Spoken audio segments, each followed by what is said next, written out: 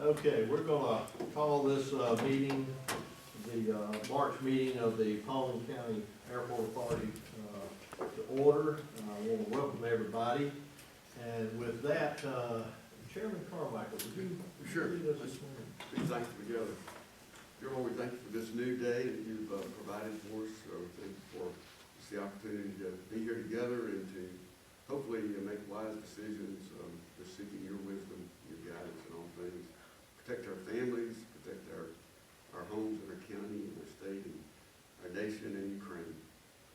Just thank you for the blessings of life in Christ's name. Amen. Okay, before we get started on this, I'm going to have a motion.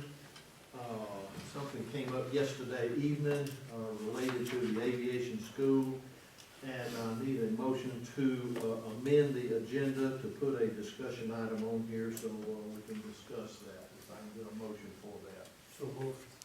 We have a motion, do we have a second? Second. All right, all in favor? Aye. Okay, the motion is passed, we will add it in. Terry, let's put that right about the time of your director's report. Okay, I'll feed right into it. Okay, that'll be good.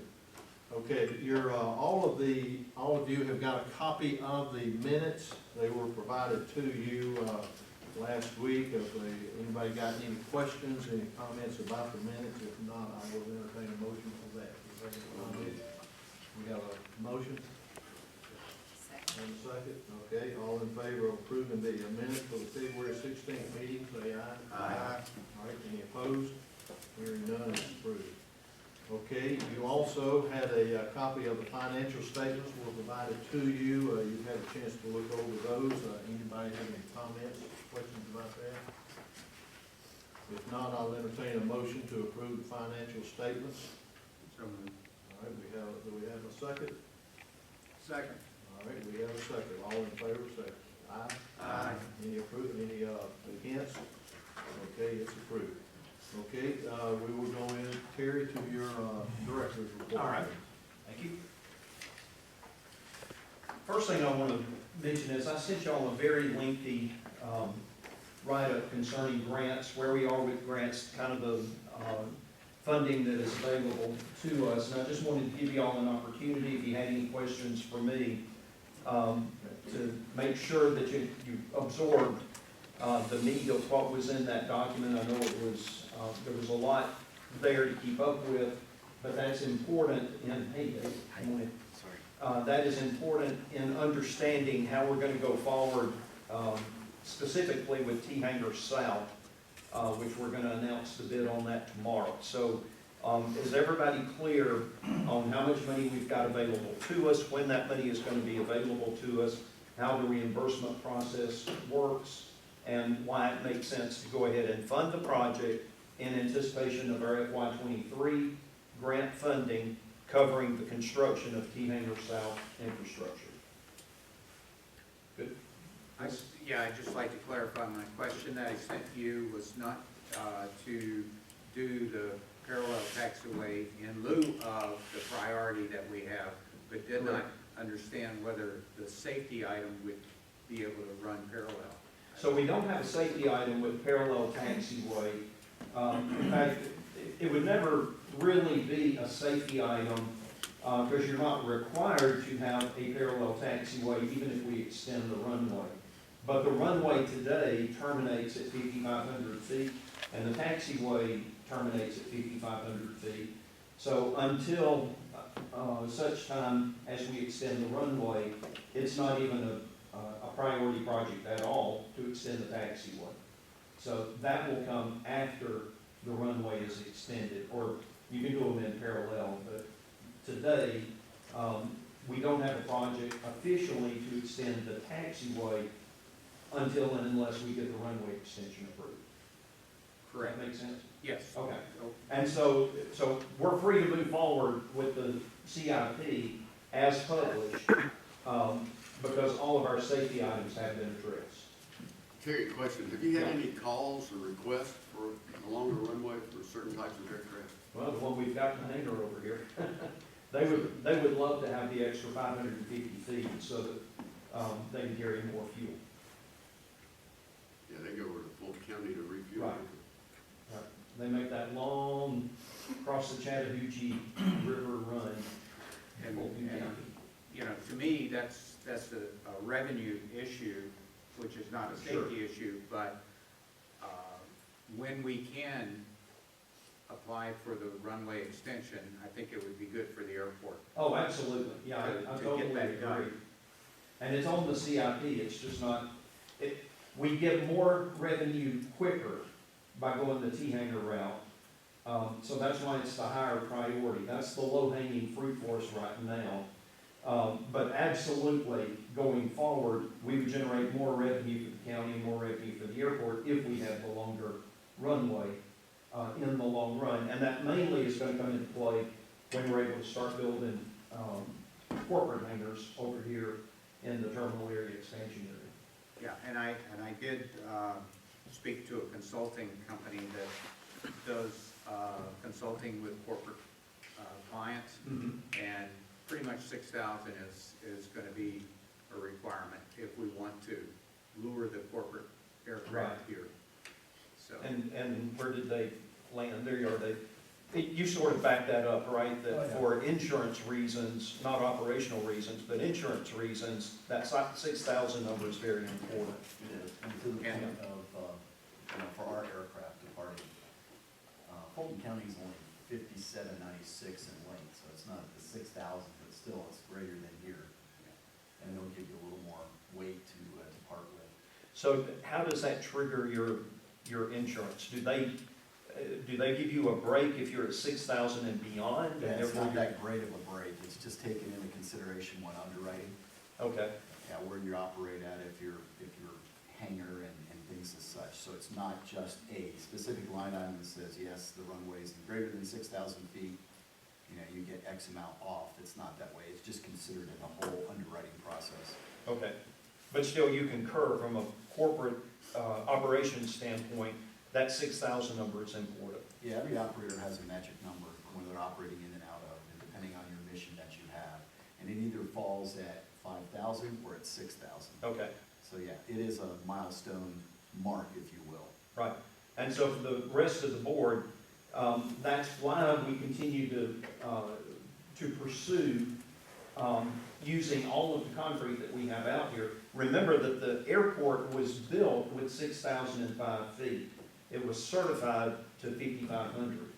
So, and that had to do with Parcel J and the whole issues with wildlife management area and all of that has now been resolved. So today, we would have absolute ability to use the rest of that asphalt that's already in the ground, but there are a lot of technicalities of changing our approaches, our lighting, our painting, and so forth. So it's not just a switch that you can throw, it is a process that we have to go through. And it is definitely a high priority for us, but it is not the highest priority today, because we're trying to solve this T-hanger problem first, because that's a much cheaper, quicker way to generate revenue. So, any more questions So on as I that? understand, so our usable is not 6,005. Correct.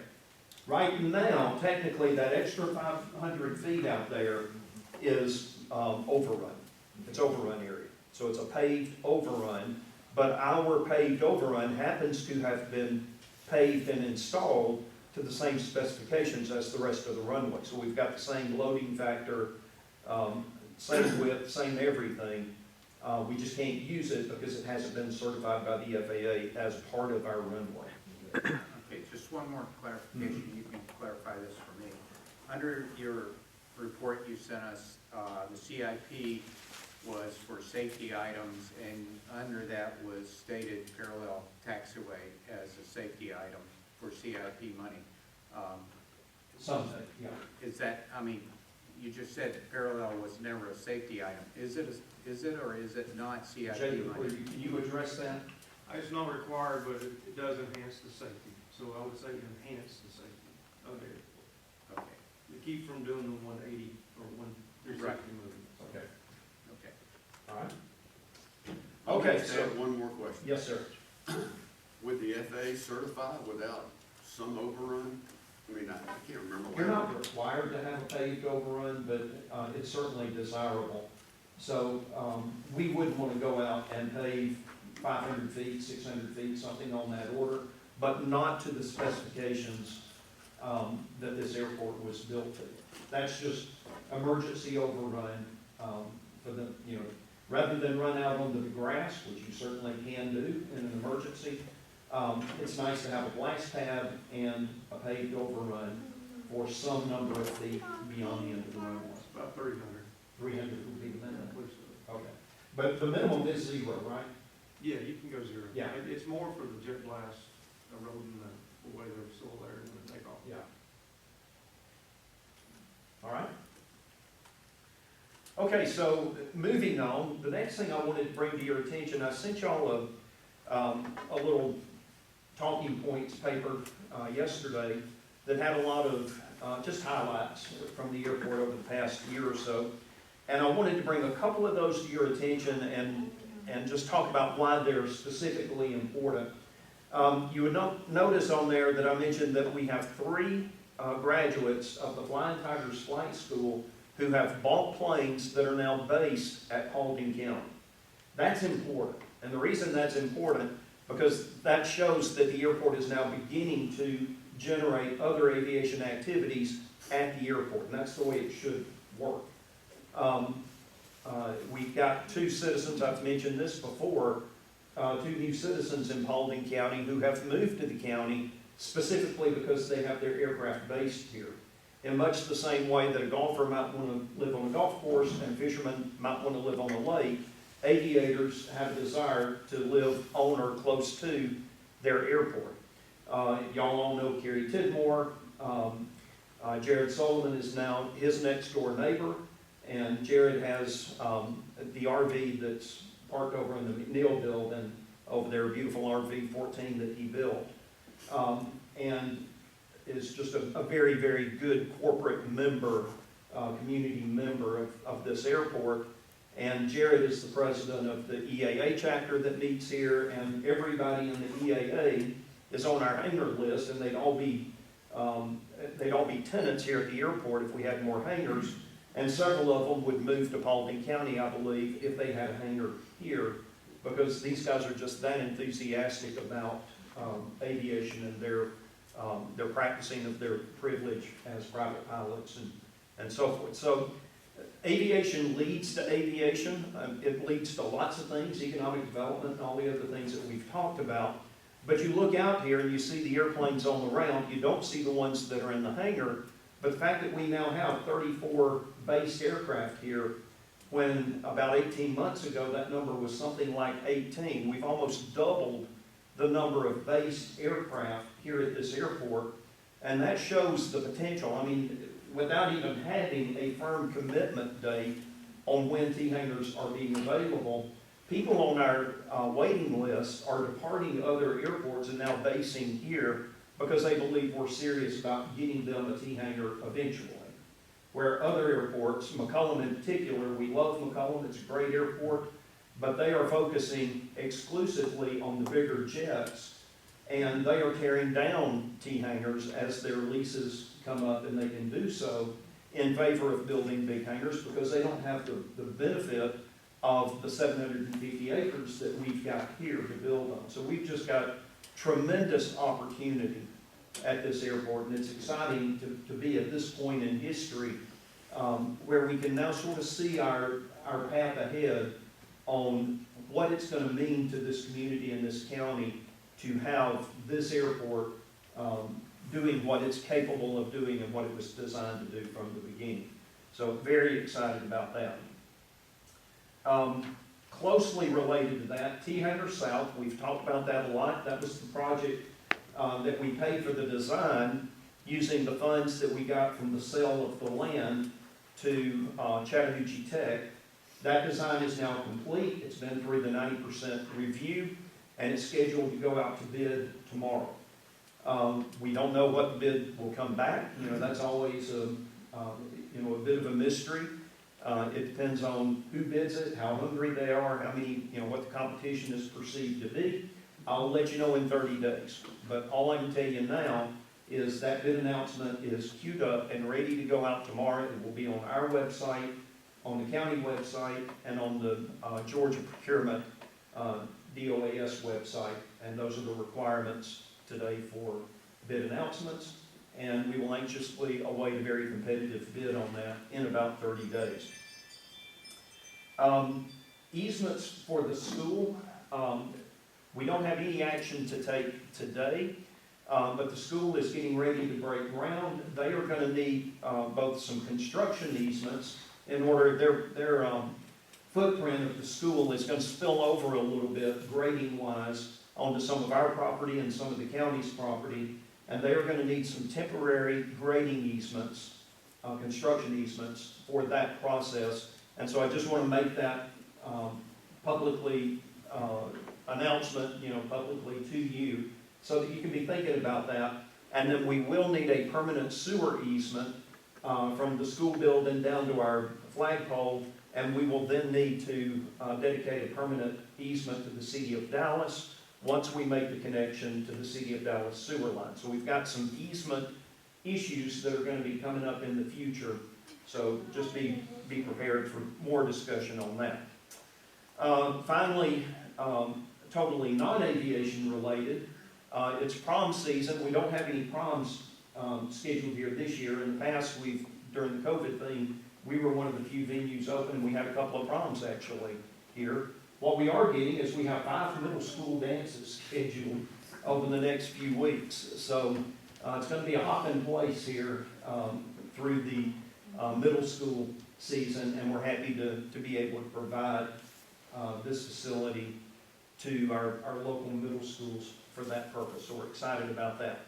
So with that, let me move into the new topic that I asked Harold to put on the agenda for this morning. Alan Berkowitz is the director of the Chattahoochee Tech School. And he's just been hired in the last couple of months, and he's beginning to get fully engaged now and beginning to engage in the process of getting his program stood up and approved by the FAA. All college curriculums have to be approved by somebody, SACS or somebody like that. But A&P programs have to be certified and approved by the FAA. That's a pretty high standard. And Alan is a lifelong maintainer, very experienced. He knows the process, and he's asking the right questions. One of the requirements to having an A&P school is you must be able to train your students on 2 things. One, you have to have an airworthy aircraft. Doesn't mean that it flies, but it has to be airworthy from a paperwork and documentation standpoint, so that your students are trained on that process. Second thing is they all have to be trained on taxiing an aircraft. And so just like our flight schools, one of the first things that the flight schools do with their students is they get them out here and they teach them how to taxi the aircraft. There's always an instructor in the airplane. They don't just say, there's an airplane, go play around with it and let me know how it works out for you. It is a supervised activity, it is a training activity, and airports are certainly capable to provide the facility for that. Here's the catch. The catch is that everything about the school has to be contained within the school property, okay?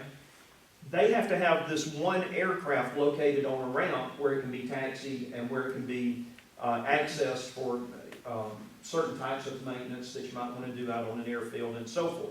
So Alan has approached me and asked me if we would be willing to lease him one tie-down spot over adjacent to their property. So about where the F-14 is parked today, the F-14 long-term will be moving into the petting zoo once the concrete footings are poured and it can live in the grass field there without marring up into the grass. So long-term, the F-14 moves into the petting zoo, and that frees up that end of the ramp there right next to the school. And Alan and I are going to propose that we lease to them one tie-down spot right there, and we're going to put up a temporarily removable chain link fence, just like we've got on the petting zoo, about a 40-foot section, so the plane can go back and forth if need be, but that's not technically a through-the-fence operation because it's not a casual thing. It's like getting a permit to put a live load on a road. They would have to make arrangements with the airport to temporarily lay down that chain link fence, pull the aircraft across it, and put the fence back up. And Alan has discussed that with the FAA. The FAA has approved that concept, and so they said, what you will have to do is you will have to write into your material that gets approved by the FAA that you have a permanent lease, not permanent, but, a long-term lease on that spot so that we can inspect and certify that as a part of certifying your program. That makes perfect sense to me. Our tie-down rate here is $600 a year, $50 a month, or $600 a year. Remember, we have policy for museums and schools that we charge 40% of our advertised rates for museums and schools. So that's $240 a year. So it's a very minimal charge, but it's a very important thing for their school. So we're not going to take a vote today. I just wanted to brief you on that, make sure nobody has any questions on that. We will work up a long-term lease that I will then present to you for approval. But that's the reason for that, and that's the cost that is involved. Does anybody have any questions about why we would be doing this and what it means for us or the school? Any comments, any questions? All right, that's all I've got. All right. Museum of Flight Director report. I don't see Christine, because guess we don't have a report. Okay, the next item, entertain a motion to approve Holt Consulting Company Work Authorization 22, supplement to the amount not to exceed $32,670 to cover additional sanitary sewer improvements to support the A&P school. Funding was approved on the Board of Commissioners meeting of this last March 8th. Okay, we need a motion to approve that work authorization. Do you have any comments on that? Yeah, just real briefly, I want to make sure everybody understands what this is covering. You know that the county paid to have some inspections run of our existing trunk line in anticipation of the deeding over to the city of Dallas. Dallas will not take a sewer line from a contractor, from anybody, without it meeting their incoming requirements, incoming inspection requirements. So that's what that's all about. We found three issues with our line that needed to be addressed, not totally a surprise, not things that keep it from functioning for us, but things that are required to be addressed before it meets light new requirements for the city of Dallas. This is what that's to pay for. And because it's in direct support of the school, I asked the county if they would fund it. They have approved that funding. And now, because we're the ones that technically enter into the contract with Holt, I need y'all's approval so that I can sign the work authorization and move forward with this work. Okay. Any comments? Questions? Okay, do we have a motion to approve the Holt Consulting Company work authorization for this work? Mr. Chairman, I make a motion. Okay, we have a motion. Do we have a second? Second. We have a second. All in favor, say aye. Aye. Any opposed? Hearing none, it is passed. Okay, let's drop back. I see Christine, did you have anything you'd like to report? Other than life must be getting back to normal, we have our very first Paulding class trip next month. 80 kids plus adults, so we're really excited to finally start getting the schools out to the museum and stuff. Hopefully that'll spread quick. That's good. Okay, good. All right. Okay, the next item, item number 8, entertain a motion adopting the strategic goal of the airport to become self-supporting by fiscal year 32. This was submitted to all of us in your long document the other day. I had one comment, but I'll let you go first, whatever you want to say first. All right, so y'all know that I work at your pleasure and I work under your policy and direction. And so in order for me to make sure that I'm on the same page with you, I like for these kind of things to be publicly discussed and voted on so that we're all trying to work toward the same goal. This one is important, and the reason it's important is every Atlanta airport around us, so that's McCollum, PDK, Fulton County, Carrollton, Cartersville, those in particular, those are kind of our five peer airports, even though we're much smaller than three of those right now. But we're getting there. And all five of those airports are self-sustaining. That means that they do not take tax money to support their maintenance and operations of the airport. And they do that by monies that they generate on the airfield from T-hangers, from fuel sales, from lease income, all of the various ways that we collect money. As you know, in our intergovernmental agreement, we currently take $400,000 a year from the county to support the maintenance and operation of the airport. Now that's required because in airport terms, we are a baby airport. All of these other airports that I mentioned, 3 out of the 5 have their roots in World War II. The others have their roots in the 1950s. So they've been around 75 years or more, and they have had time to build up the kind of infrastructure that it takes for an airport to be self-sufficient. I would like for us to have a public goal that over the next 10 years, we are focused on revenue-generating projects that are going to lead this airport to be self-sufficient in the decade.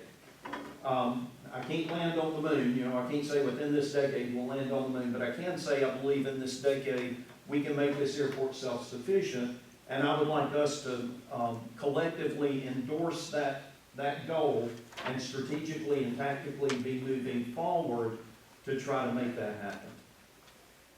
Okay.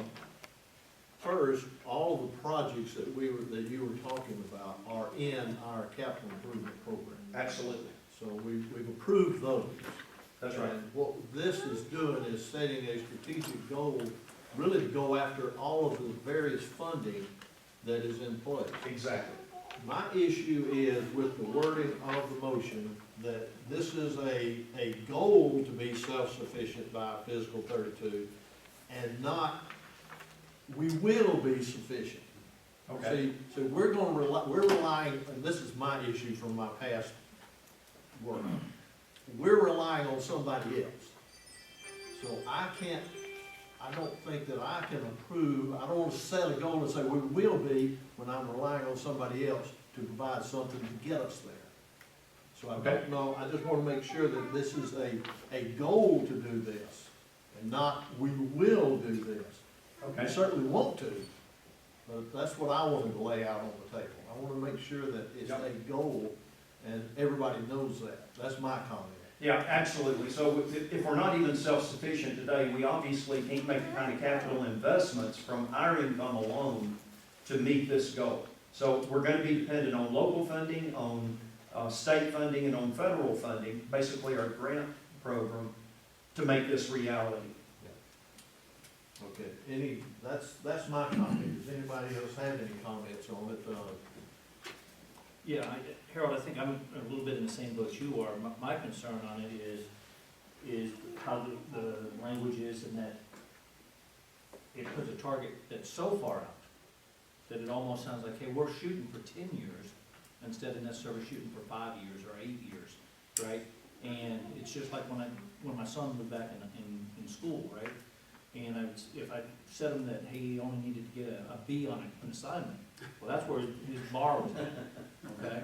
He wasn't going after that 90 or that 100. If he could get by with an 80, he was gonna get by with an 80. And that's kind of, I guess, where I get where it says by FY 32.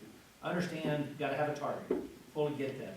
I just think that the wording could be slightly different, that also is saying, hey, what's the encouragement to say in 5 years, instead of all of our planning looking to a 10-year piece, how do we plan to even the 5-year side? So Let me see if I can I address. think we're both saying the same thing. You're concerned that it's being stuck too much to the FY 32, and I'm concerned that it can't be earlier. So let me see if I can add some meat to that bone, okay? So if you look at Carrollton as a good example, they're probably the closest peer airport in our area to us. Today, they have 96 T-hangers. T-hangers, as I've consistently said, is our quickest way to self-sufficiency. If you run the math, 96 T-hangers, let's round it, because public math is hard to do, so since I'm standing behind the podium, I'm gonna use round numbers. Let's say that number is 100, and if I have 100 T-hangers at $400 per hanger per month, that's gonna generate more than $400,000 a year, if my math is right.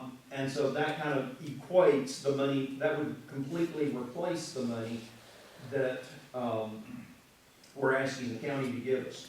And what I'm proposing is a gradual decrease. You don't get 400,000 a year, and then in year 10 it drops to zero.